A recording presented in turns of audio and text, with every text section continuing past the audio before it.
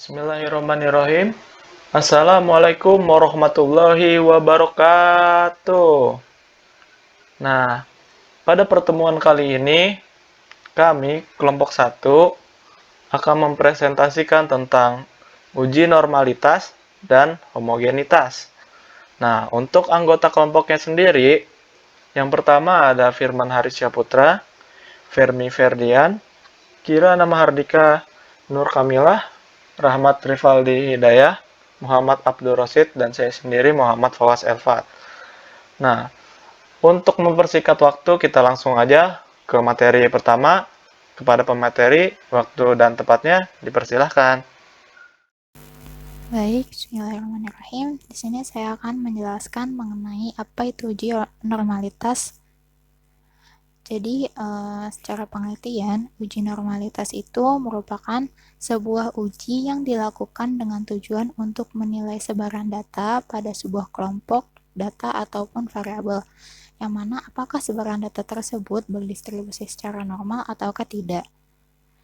Adapun pengertian lain mengenai uji normalitas menurut Supardi, yaitu uji normalitas merupakan menguji suatu data apakah memiliki distribusi secara normal sehingga dapat dipakai dalam statistik parametrik.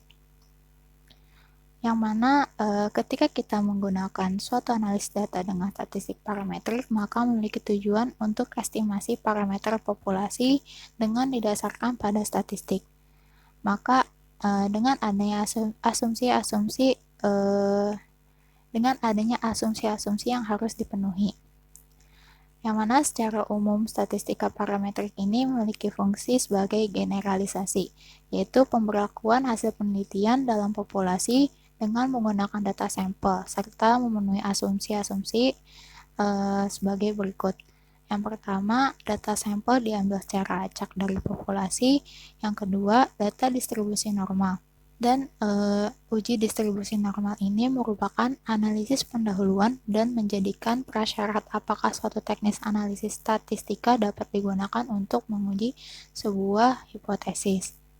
Dalam pengujian normalitas yang digunakan sebagai uji pemula, yang mana bagi uji T dalam melihat perbedaan rata-rata untuk skripsi biasanya tidak dilakukan, yang mana data berbentuk skor-skor seperti dalam pendidikan dan psikologi. Cukup dengan populasi datanya diasumsikan berdistribusi normal. Namun apabila digunakan untuk kepentingan tesis dan disertasi yang mana ketelitiannya lebih diperlukan, maka uji normalitas ini diperlukan. Asumsi mengenai data pendidikan dan psikologi merupakan data yang berdistribusi normal. Hal ini merupakan berasal dari teori Galton.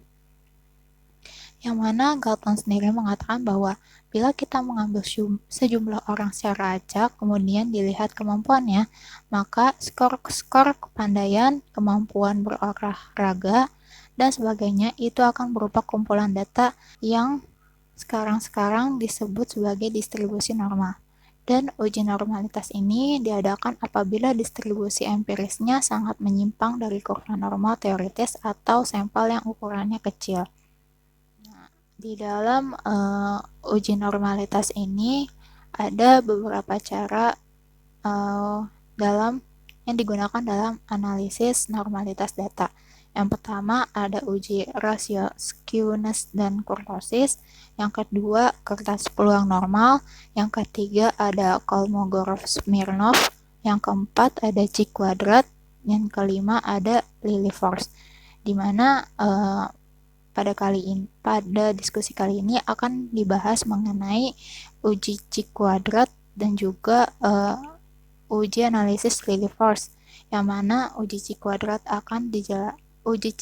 dan Lilliefors akan dijelaskan oleh Abdul Rosid dan juga Firman Harisyaputra.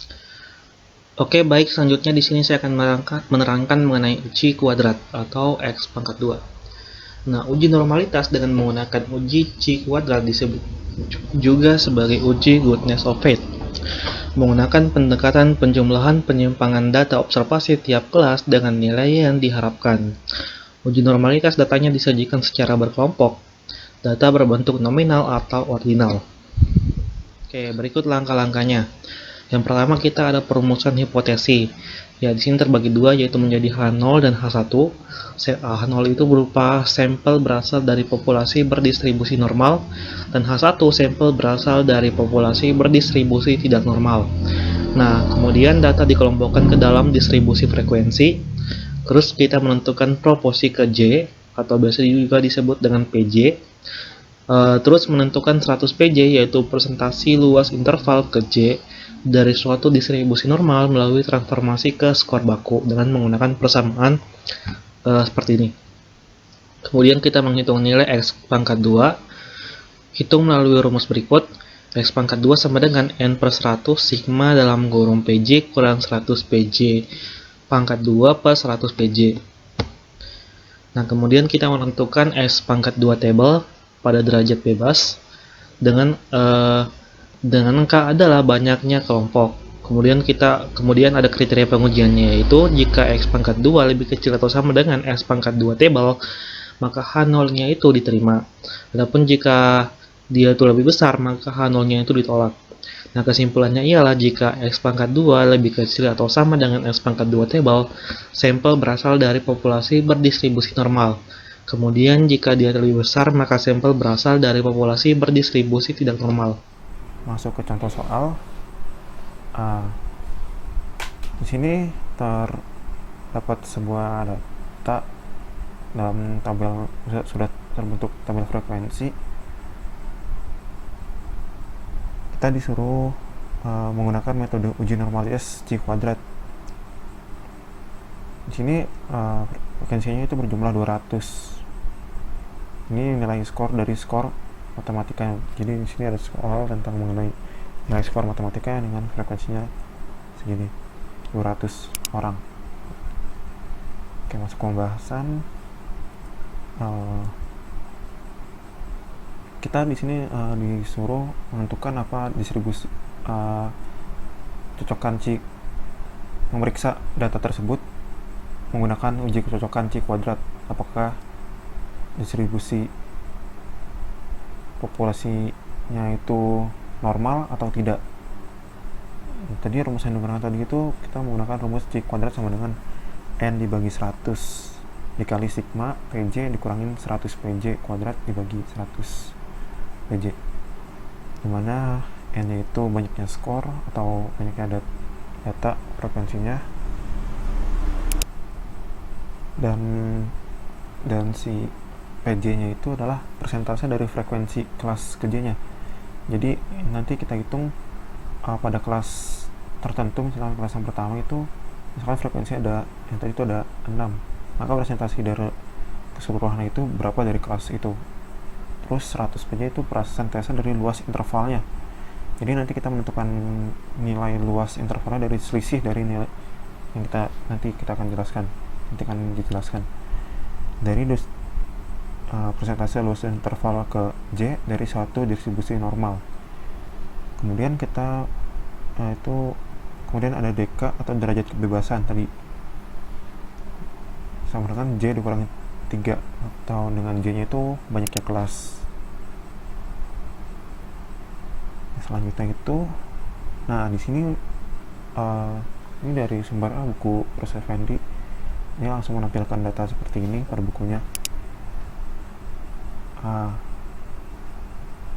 dari bukunya itu perhitungan yang kita perlukan itu ada seperti ini. Kita menentukan nilai PJ nya tadi persentase dari frekuensinya.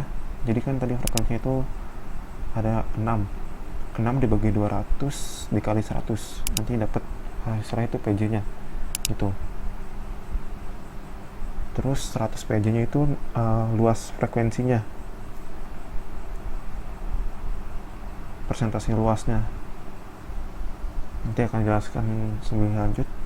Terus ini selisih dari PJ dikurangin 100 PJ, hitung ini hasilnya. Kemudian ini itu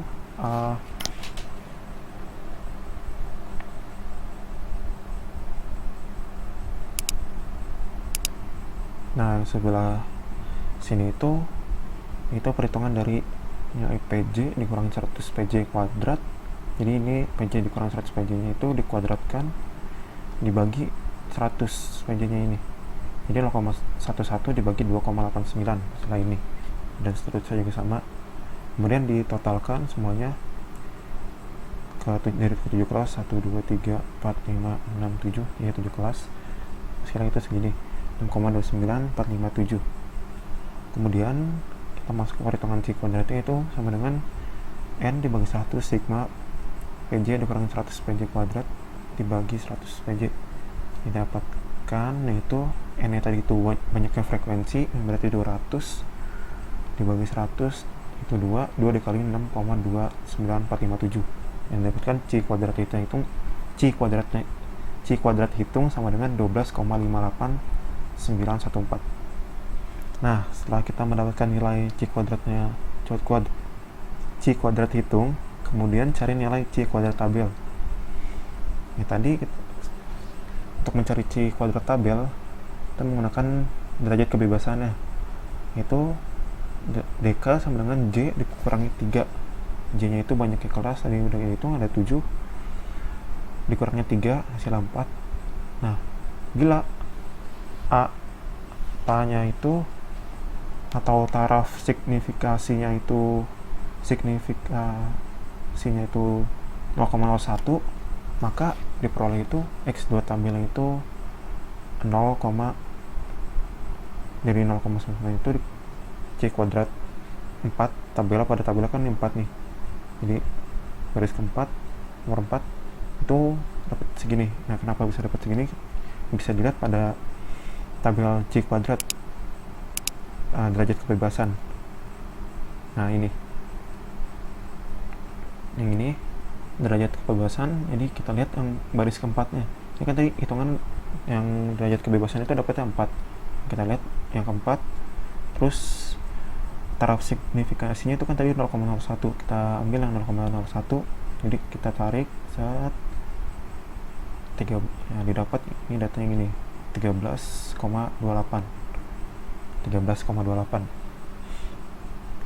Nah, dari itu kemudian kita bandingkan dari C kuadrat hitung dengan C kuadrat tabel lah, apa lebih kecil, apa si C kuadrat tabel itu lebih kecil apa lebih besar dari C kuadrat hitungnya.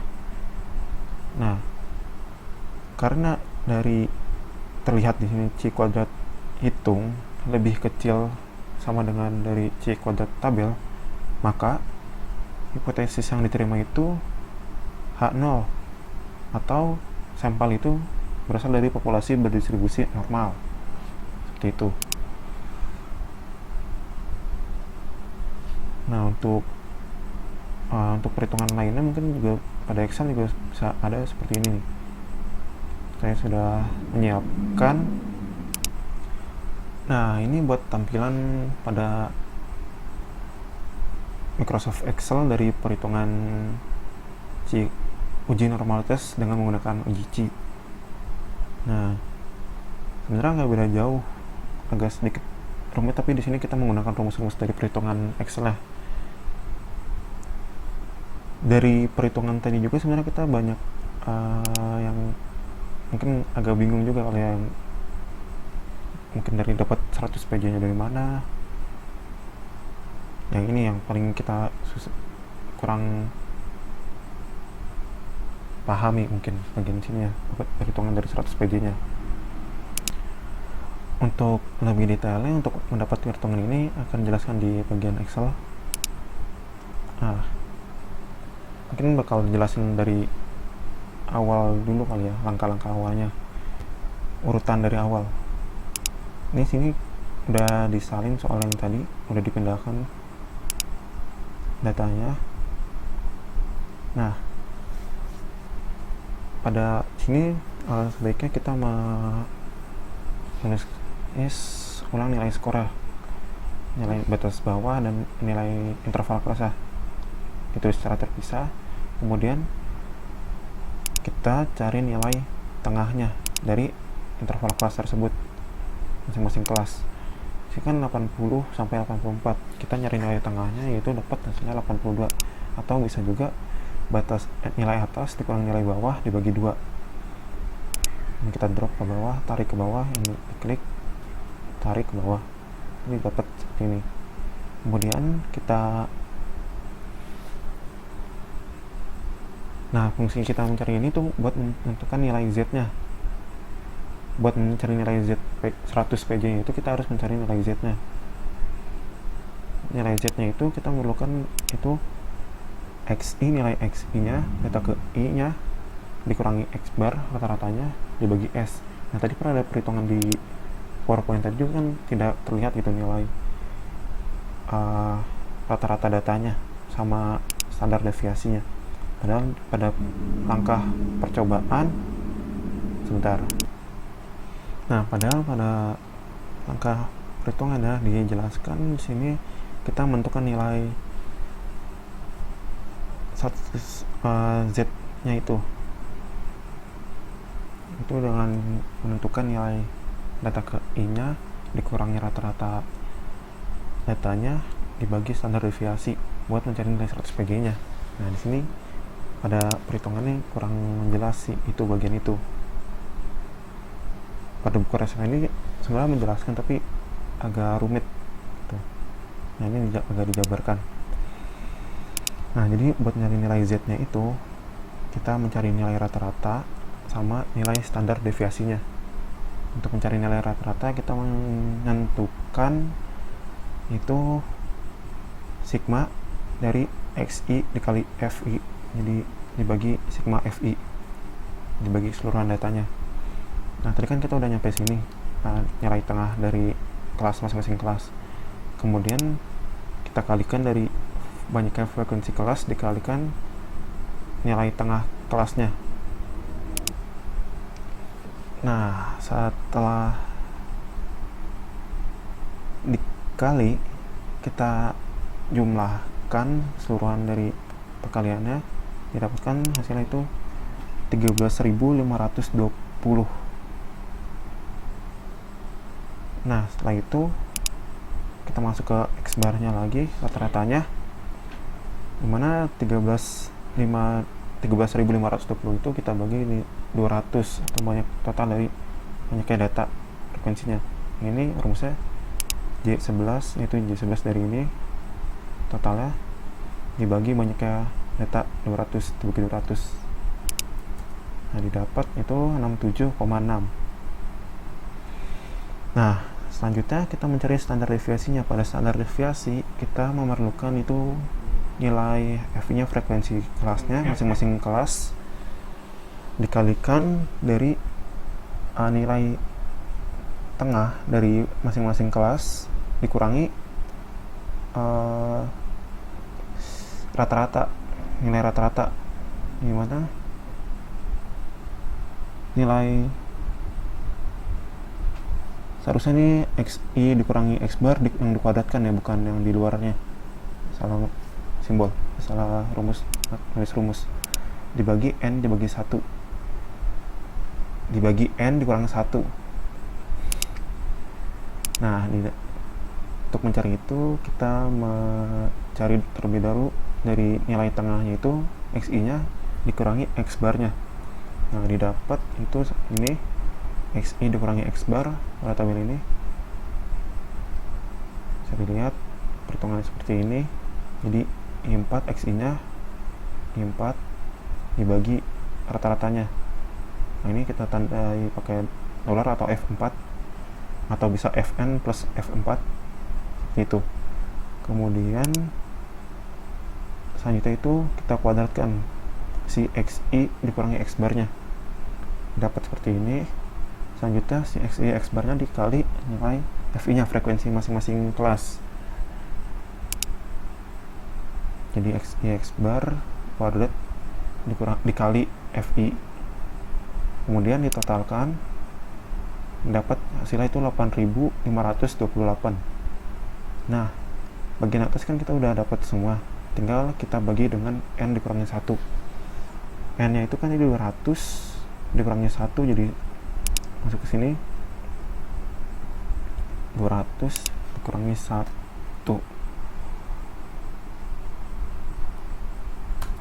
hasilnya itu 6,5463. Hasilnya agak sedikit berbeda dari perhitungan dari ini. Nggak apa-apa karena masih mendekati. Nah, selanjutnya setelah kita mendapat nilai Z nya, kita lanjut mencari nilai C kuadratnya, C kuadrat hitungnya.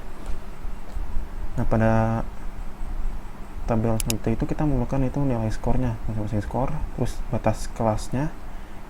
Jadi batas bawahnya dikurang 0,5, batas atasnya ditambah 0,5. Terus nilai PJ-nya ini, PJ-nya itu tadi adalah persentase dari kelasnya, keseluruhan datanya. Jadi 6 dibagi 200 dikali 100 dapat seperti itu terusnya. Yang tadi batas bawahnya udah ada, batas atasnya sudah ada.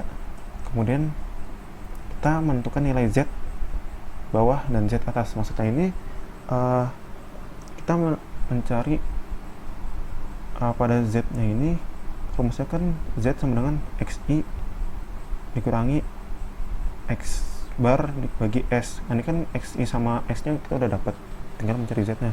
Nah, Z nya ini Z bawah. Z bawah itu maksudnya adalah kita menentukan nilai Z nya pada batas kelas bagian bawahnya, batas kelas bawahnya. Jadi ini rumusnya kita menggunakan rumus dari Excel untuk E19 jadi batas kelas bawah dikurangi G15. Jadi ini rata-rata kelasnya dan rata-rata perhitungan itunya keseluruhan dibagi standar deviasinya. Ini jangan lupa di F4 karena data rata-rata sama itunya sama, tetap sama, dapat itu 1,817 seperti itu. Terus tinggal kita drag ke bawah, kita tarik aja saat di bawah, nanti dapat seperti ini. Kemudian ditarik ke samping juga bisa langsung, nanti dia akan yang batas atas kita menggunakan si X nya itu batas atas juga, kelas atas. Jadi 84,5 ini F19 tuh. F19. Nah, nanti tinggal diganti aja yang ininya bagian sebelah sini, atau bisa di drag aja ke sampingnya terus drag ke bawah. Nah, ini kan kita dapat Z hitungnya. Kemudian kita bisa menentukannya, kemudian kita mencari Z tabelnya. Z tabelnya itu kita menggunakan tabel Z. Bisa menggunakan tabel Z. Ini seperti ini. Tabelnya distribusi Z, atau yang ini. Atau pada Excel juga kita bisa langsung menggunakan perhitungan rumusnya langsung. Kita masukkan rumus ke Excel ya. Yaitu rumusnya adalah absolute norms this data bawahnya. Jadi kan ini Z tabel bawah, Z tabel bawahnya. Jadi absolute norm this data bawahnya. Kemudian yang ini buat yang atas absolute norm this yang data atasnya, dari data atasnya. Nah, dari ini juga sebenarnya agak sama gitu dengan yang si tabel Z-nya. Ada beberapa yang beda tapi itu nggak mempengaruhi gitu. Masih sama hasil akhirnya nanti. Kemudian kita mencari luas distribusinya. Luas distribusinya itu maksudnya selisih dari Z tabel yang kelas bawah dengan kelas atasnya, bagian atas ya, bawah sama atasnya. Jadi ini kan rumusnya absolut biar nilainya nggak negatif, agar nilainya nggak negatif gitu. Ini absolut I 19 ini bawahnya dikurangi yang atasnya, ini dapat ini. Kemudian kita drag aja ke bawah lagi, dapat seperti ini. Wow. Kemudian setelah kita mencari luas distribusinya, kita mencari nilai 100 PJ-nya itu. Untuk mencari nilai 100 PJ itu tinggal kita kali si luas distribusinya itu dikali dengan 100 dikali PJ-nya, ini luas distribusinya. Jadi kan dia juga mengatakan pada langkahnya itu sebentar ya, persentase menentukan 100 PJ itu persentase luas interval ke J. Jadi luas dari intervalnya, luas dari masing-masing kelasnya. Jadi selisih antara atas dan bawahnya. Seperti itu. Kemudian tinggal dikali 100 dari luasnya, kita drag lagi ke bawah, kita bakal sama seperti ini. Kemudian kita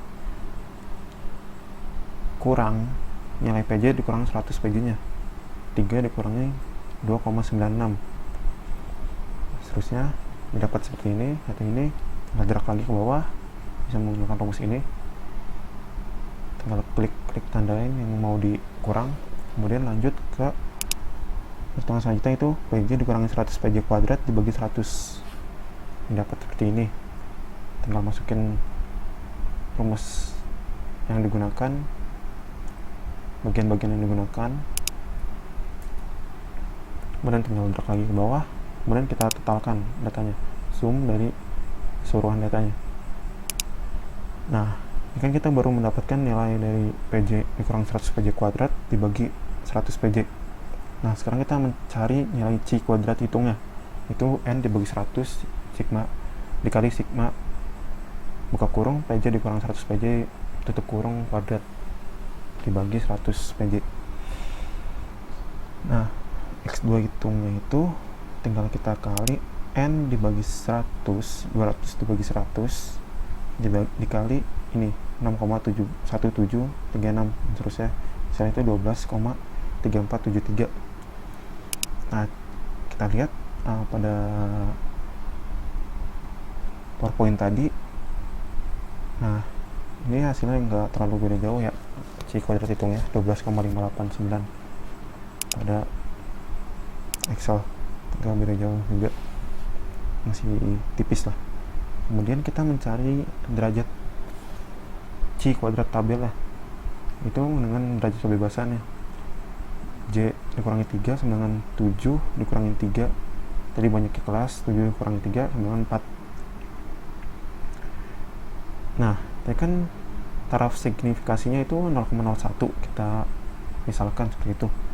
Maka X2 tabel itu kita bisa menggunakan net tabelnya lagi, atau kita juga bisa menggunakan rumus langsung di sini, yaitu C inf buka kurung 0,01. 0,01 itu taraf signifikasinya.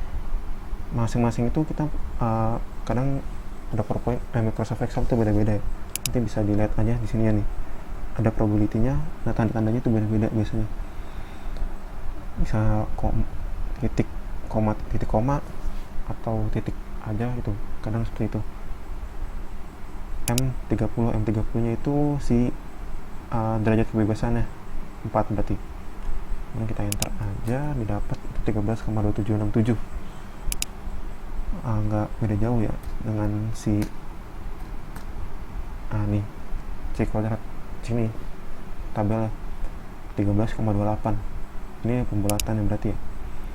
Nah, di sini juga kelihatan kan C kuadrat hitung kurang dari sama dengan dari C kuadrat tabel. Maka H0 diterima atau sampel ini itu berasal dari populasi berdistribusi normal. Gitu aja. Selanjutnya ada uji normalitas dengan uji Lea-Force. Nah, uji Lea-Force ini menggunakan konsep statistika non-parametrik. Nah, misalnya kita mempunyai sampel acak dengan hasil pengamatannya itu dari X1 sampai Xn gitu. Nah, berdasarkan sampel ini, ntar diuji pakai hipotesis nihil. Hipotesis nihil ini apa? Nah, hipotesis nihil atau H0 ini bahwa sampel tersebut itu berasal dari populasi yang berdistribusi normal melawan hipotesis alternatif H1, atau bisa kita sebut populasi yang berdistribusi tidak normal. Hipotesis alternatif itu H1 itu. Nah, pengujian normalitas untuk data tunggal yang menggunakan data tunggal Nah, kita bisa menggunakan uji Liouville force ini. Begitu, teman-teman. Nah, oke, selanjutnya ada langkah-langkahnya. Nah, untuk langkah-langkahnya yang pertama dari data pengamatan tadi tuh yang X1 sampai Xn, kita transformasikan dulu ke skor baku. Kita anggap aja lah Z1 sampai Zn gitu. Nah, dengan menggunakan rumus Z sama dengan Xi min X bar per S, di mana X bar ini dan S ini masing-masing merupakan rata-rata dari standar deviasi sampel. Nah, selanjutnya untuk tiap bilangan baku ini dan menggunakan daftar distribusi normal baku, kemudian kita hitung peluangnya dengan rumus F dalam kurung ZI sama dengan P dalam kurung Z kurang dari ZI.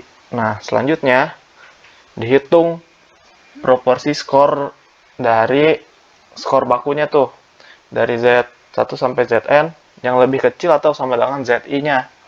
Nah, jika proporsi ini dinyatakan oleh SZI, maka SZI sama dengan banyaknya Z1 sampai Zn yang kurang dari atau sama dengan ZI per N.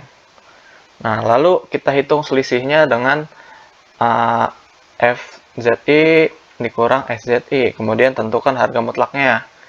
Nah, terus kita ngapain? Terus kita ambil harga yang paling besar dari antara harga-harga mutlak selisih tersebut. Misalnya kita sebut harga ini sebagai LO. LO. Gitu, teman-teman.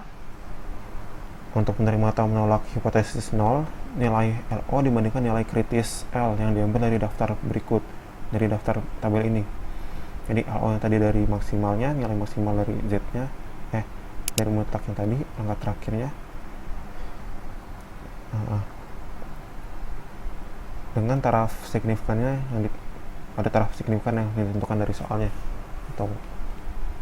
Kemudian kriterianya adalah tolak hipotesis 0 bahwa populasi berdistribusi tak normal jika LO yang diperoleh dari data pengamatan melebihi L kritis yang diperoleh dari daftar.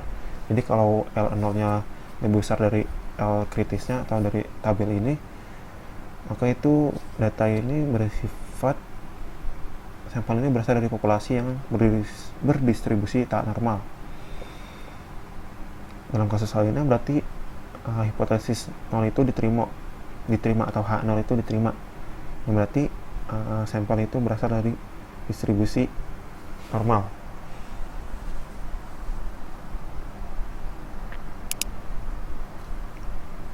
Selanjutnya, di sini nggak ada contoh soal. Ini kita masuk ke contoh soal ya. Misalkan di sini kita di contoh soal, berdasarkan penelitian tentang intensitas penerangan alami yang dilakukan terhadap 18 sampel rumah sederhana, rata-rata pencahayaan alami di beberapa ruangan dalam rumah pada sore hari sebagai berikut. Ini datanya.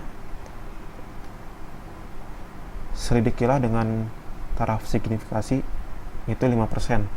Apakah data tersebut diambil dari populasi berdistribusi normal?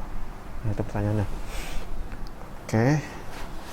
Sebelumnya kita tentukan hipotesis terlebih dahulu, di mana H0 itu tadi kita tentukan misalkan dia itu data berasal dari populasi berdistribusi normal. Kemudian H1 nya itu data berasal dari populasi berdistribusi tak normal. Kemudian dengan kalau L0 nya kurang dari sama dengan L tabel, maka si H0 itu diterima. Kalau misalkan L0 nya lebih besar dari L tabel, ini nggak pakai sama dengan terang. Jadi kurang lebih besar dari L tabel, maka si H0 nya ditolak, H1 nya diterima. Jadi data berasal dari tidak berdistribusi normal. Nah, tadi kita tulis lagi nilai Z-nya, rumus yang kita butuhkan itu ini, Z sama dengan X I dikurangi X bar bagi S. Nah, kita pertama itu mengurutkan, tulis dulu lagi nih data yang tadi. Ini data ini.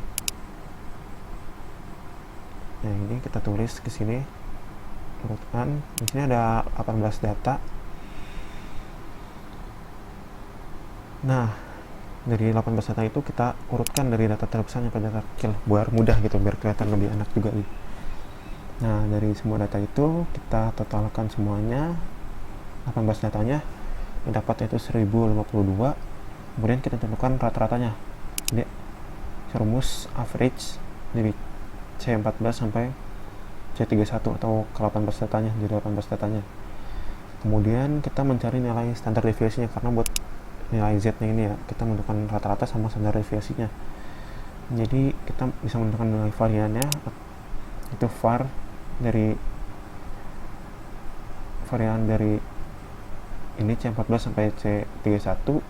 Kemudian standar deviasinya itu akar dari C34 atau dari variannya. Dapat itu 9,217. Nah, setelah kita dapat nilai X bar dan standar deviasinya atau rata-rata semua standar deviasinya, kita nyari nilai Z-nya. Nah, nilai Z-nya itu tinggal kita masukkan nilai X-nya. Dikurangi X bar dibagi S-nya. Ini. Jangan lupa dikasih tanda dolar atau F4. Diklik F4. Kemudian kita enter. Nah, dapat seperti ini. Kita drag aja ke bawah sampai data ke 18. Kemudian setelah kita mendapatkan nilai Z-nya, kita mencari si F-nya, FZI-nya, atau tadi sebutannya FZI itu adalah probabilitas kumulatif normal, sedangkan SZI itu adalah probabilitas kumulatif empiris. Jadi buat mencari FZI-nya itu kita bisa menggunakan tabel Z ya, bisa pakai menggunakan tabel Z, atau juga sama seperti sebelumnya kita bisa menggunakan perhitungan langsung dari Excel, itu absolute numbers dari data Z-nya. Kan ini D14 dari itu seperti itu. Ini kita tinggal bisa seperti ini, tinggal di drag aja, atau kita bisa ngeliat tadi dari tabel Z. Nah, setelah kita dapat FZI-nya, kita lanjut ke tadi apa? SZI, probabilitas kumulatif empirisnya. Jadi buat mencari SZI ini kita pada langkah percobaan juga udah dijelaskan ya, langkah percobaannya. Buat mencari SZI itu sebenarnya banyak ya Z yang kurang dari ZI, jadi kurang dari sama dengan ZI, jadi yang kurang dari data yang kelasnya itu. Misalkan ini kan udah diurutkan nih, biar lebih gampang juga kan, FZI yang kurang dari SZ, berarti yang dilihat tuh yang sebelah sini nih Z-nya. Jadi kita lihat yang kurang dari minus 1,458 itu ada nggak?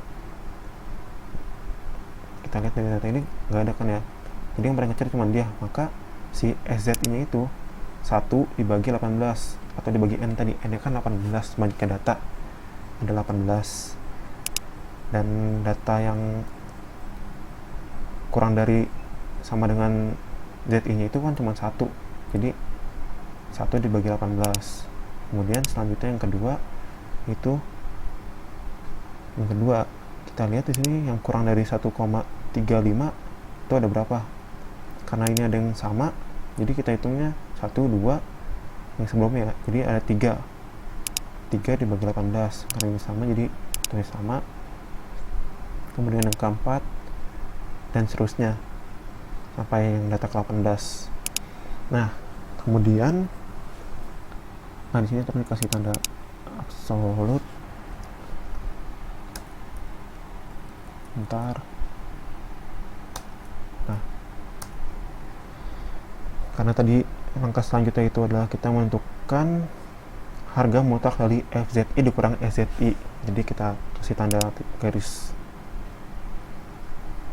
Nah, maka di sini kita hitungnya dengan absolut dari FZI-nya yang 14 dikurangi SZI dari F14. Tinggal dikurangi nilai absolutnya, tinggal disitu kita bisa langsung drag aja ke bawah dari data itu biar mudah, langsung nanti keluar data seperti ini.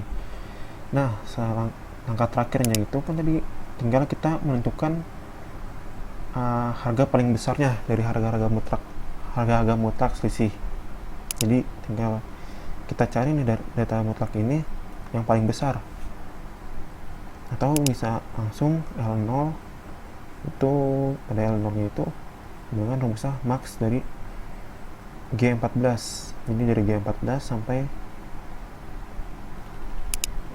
G31, atau bisa dilihat aja langsung mungkin sendiri manual gitu bisa. Kalau ada rumus kenapa nyari yang sulit ini. Oke, jadi dapat ini 0,14665. Nah, kan udah dapat nih nilai dari L0 nya. Nah, sekarang kita nyari nih L0 tabel lah, L kritisnya dari tabel. Buat ngeliat L0 tabel, kita ngeliatnya dari banyaknya sampel. Kan di sini banyaknya sampel itu ada 18, maka kita lihat nih ukuran sampelnya itu sampel yang ke-18. Kemudian karena taraf signifikasinya itu 0,05, kita lihat pada baris kolom 0,05. Di sini pada baris 18 itu 0,2. Di sini kita tulis 0,200.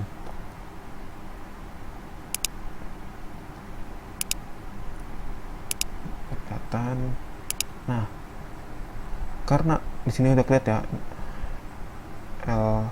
L0 sama L0 itu sama L0 tabel atau L kritisnya itu lebih besar L kritisnya gitu daripada L0 hitungnya. Maka sampel ini itu sudah jelas ya, kalau L0 lebih kecil kurang dari sama dengan L0 tabel, maka si data ini berasal dari populasi berdistribusi normal, atau datanya itu berasal dari data ini berdistribusi normal. Ya gitu aja buat uji Lever, semoga. Selanjutnya adalah uji homogenitas.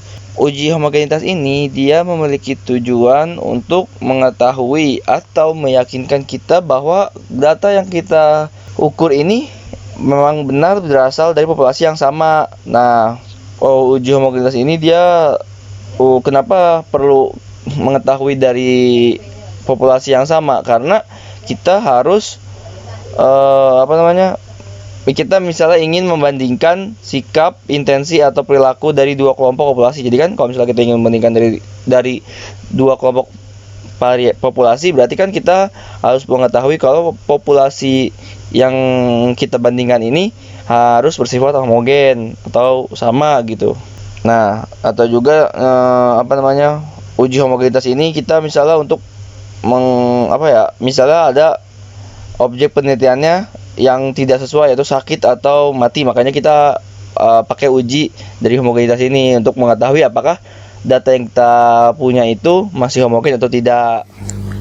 Baik, selanjutnya merupakan uji homogenitas dari variansi dua peubah bebas. Nah, di sini misal kita ambil contoh ya. Misal kita ingin mengetahui nih apakah penilaian yang berupa skor-skor ujian semesteran yang dilakukan oleh dosen pada ilmu eksakta lebih bervariasi ataupun tersebar gitu daripada yang dilakukan oleh dosen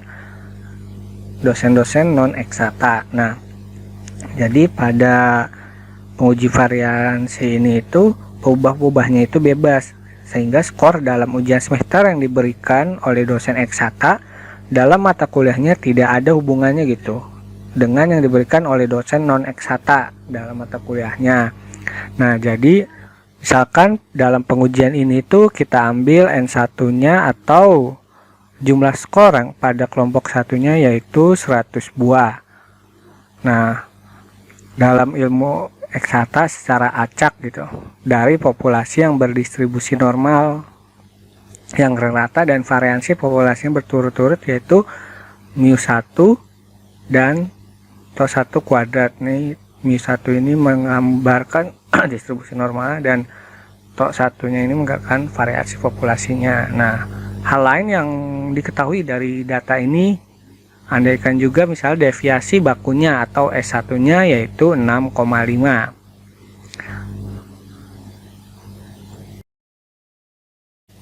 Nah, kemudian kita ambil juga karena tadi ada 2 peubah bebas, jadi tadi sudah diketahui N1-nya 100 buah. Nah, kemudian N2-nya di sini kita ambil yaitu 120. Dalam ujian skor ujian dalam ilmu non eksakta secara acak dari populasinya yang berdistribusi normal. Dan variansi Volznya berturut-turut dinamakan dengan mu2 dan tau 2 kuadrat. Nah, andaikan diketahui pula nih deviasi baku sampel dari kelompok kedua ini yaitu S2 sama dengan 5,2. Nah, jadi hipotesis yang akan diuji ialah H0 yaitu tau 1 kuadrat sama dengan tau 2 kuadrat, atau HA yaitu tau 1 kuadrat tidak sama dengan tau 2 kuadrat. Nah, itu dapat dilihat pada slide di atas di sini. Nah, di sini nih perumusan hipotesis. Jadi kalau tadi kan di rumusnya H0, jadi kalau H0 itu dia itu berdistribusi normal, sedangkan yang HA-nya ini berdistribusinya itu tidak normal. Nah, baik. Nah, setelah hipotesis diketahui nih hipotesis yang akan diujinya, maka selanjutnya yaitu kemudian kita tes statistiknya pada F sama dengan rumus F sama dengan S besar kuadrat per S kecil kuadrat. Nah, sebelumnya kan sudah diketahui di mana S1-nya ini lebih besar dibanding S2. Jadi S1 F sama dengan S1 dibagi S2. Nah, jadi tes statistik ini itu didasarkan kepada tes sepihak gitu. Bila H0 itu benar, maka distribusi sampel dari F sama dengan SB kuadrat per SK kuadrat ini itu berdistribusi F dengan DK1 yaitu N1 dikurang 1 dan DK2 yaitu N2 dikurang 1. Nah, jadi untuk data di atas ini langsung saja kita masukkan rumusnya. F sama dengan 6,5 kuadrat dibagi 5,2 kuadrat. Kemudian kita dapatkan hasilnya yaitu F-nya itu 1,5625. Nah, di sini itu hasil untuk F hitung. Nah, kemudian F tabel, untuk mengetahui F tabelnya ini berarti kita tadi kan di sini itu menggunakan tahap keberartian yaitu tau sama dengan 0,01 atau 1%. Nah, pada tahap keberartian ini berarti kita menggunakan yang nilainya 1% atau 0,01. Dengan derajat kebebasannya itu tadi ada DK1. Nah, sebelumnya kan DK1 itu sama dengan N1 dikurang 1. Jadi N1-nya tadi itu kan 100, jadi 100 dikurang 1 yaitu 99. Sedangkan untuk DK2 itu tadi ada 120, N2-nya dikurang 1 jadi 119. Nah, jadi pada F tabel dengan DK99 dan 119 pada tahap keberartian 0,01 yaitu didapat 1,54. Nah, jadi karena F hitungnya ini itu sama dengan 1,5625 atau lebih besar daripada F tabel yang 1,54. Jadi didapatkan hipotesis nolnya ini ditolak gitu.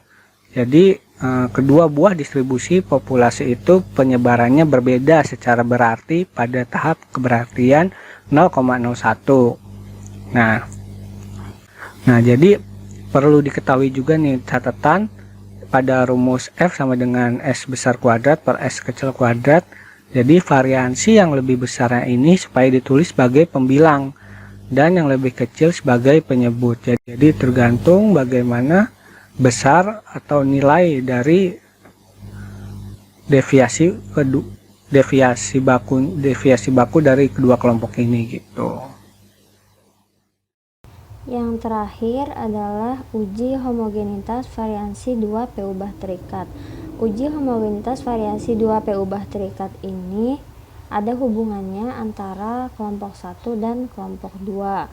Kemudian kedua P ubah itu bisa terkait atau bergantungan, misalnya pada skor pretest dan skor posttest dari sekelompok siswa, dan juga skor pelajaran-pelajaran yang berkaitan, misalnya antara matematika dengan fisika. Kemudian di sini kita misalkan kedua P ubah itu skor matematika dan skor IPA. Besar soalnya berbentuk objektif. Nah, yang berdistribusi normal diambil secara acak 120 siswa. Distribusi populasi itu andaikan rata-ratanya μ1 dan variasinya τ1 kuadrat.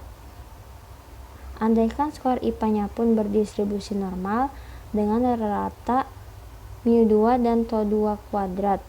Kemudian, andaikan pula deviasi skor matematika dan IPA berturut-turut S1 sama dengan 12,6 dan S2 sama dengan 10,3. Sedangkan koefisien korelasi antara kedua kelompok skor itu R12 sama dengan 0,6. Pertanyaannya ialah selidiki apakah kedua distribusi populasi itu variansinya sama atau berbeda. Pada rumus uji homogenitas untuk P ubah bebas, tes statistiknya yaitu F sama dengan SB kuadrat per SK kuadrat. Tetapi untuk uji homogenitas variansi 2 P ubah terikat, di sini rumus tes statistiknya adalah T sama dengan S1 kuadrat dikalikan S2 kuadrat per 2S1 S2 akar 1 min S12 kuadrat per derajat kebebasan. Nah, kemudian untuk hipotesisnya H0 τ1 kuadrat sama dengan τ2 kuadrat, di mana variansinya selalu homogen, dan HA τ1 kuadrat tidak sama dengan τ2 kuadrat atau variansinya tidak homogen. Nah, bila H0 itu benar, maka distribusi sampel T di atas itu berdistribusi T dengan derajat kebebasannya yaitu N dikurang 2. Maka data tersebut kita bisa hitung, yaitu T sama dengan 12,6 kuadrat min 10,3 kuadrat per 2 dikali 12,6 dikali 10,3 min akar 1 min 0,6 per 118. Maka 52,67 per 19,1155, dan hasilnya ialah 2,7553. Karena T hitung lebih besar dari T tabelnya adalah 0,995 dan T118 sama dengan 2,617, maka pada tahap keberartian TO sama dengan 0,005 sepihak, dan hipotesis itu ditolak. Itu artinya variansi kedua distribusi populasi skor matematika dan skor IPA itu berbeda. Nah, gimana teman-teman? Gak terasa udah 1 jam lebih kita berada di perkuliahan statistika ini. Udah capek belum teman-teman? Gimana? Semoga capek kita bernilai ibadah di mata Allah Subhanahu wa Ta'ala ya teman-teman. Amin, amin ya Robbal Alamin. Nah, gimana teman-teman udah paham semua tentang uji normalitas dan uji homogenitas? Kalau misalnya ada yang masih belum dipahami, bisa bertanya di kolom komentar. Insya Allah nanti kita sebagai pemateri akan menjawabnya. Nah, wabillahi taufiq wal hidayah. Wassalamualaikum warahmatullahi wabarakatuh. Tetap semangat teman-teman. Jangan lupa pusing.